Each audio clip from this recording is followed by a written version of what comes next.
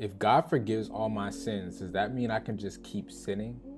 Paul asked the same question in Romans 6, and his answer actually might surprise you.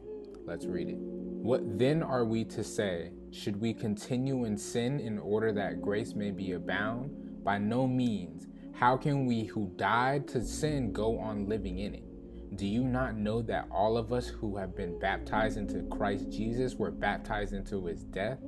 Therefore, we have been buried with him by baptism into death, so that just as Christ was raised from the dead by the glory of the Father, so we too might walk in newness of life. Let's go ahead and break this down. So in the first part, what then are we to say?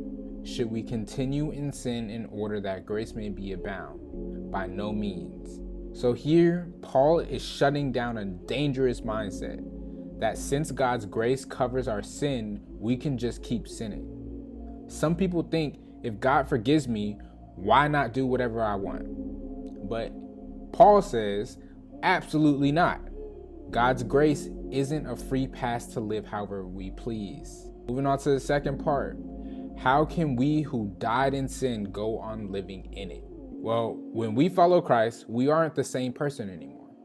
Sin isn't just a habit, it's a spiritual condition, and Jesus came to break that cycle. If we've died to sin, why would we still live like we belong to it? It's like being freed from prison but choosing to stay locked in the cell. It doesn't make sense. Let's move on to the next part. Do you not know that all of us who have been baptized into Christ Jesus were baptized into his death? So baptism is more than just water. It's a symbol of dying to our old selves. We leave that part of ourselves behind. When Jesus died, our sin died with him. And baptism is our way of saying, I no longer belong to sin. I belong to Christ. Moving on to the next part and the last part. Therefore, we have been buried with him by baptism into death, so that just as Christ was raised from the dead by the glory of the Father, so we too might walk in newness of life. Jesus didn't just die, he rose again. And when he did, he made a way for us to live a new life.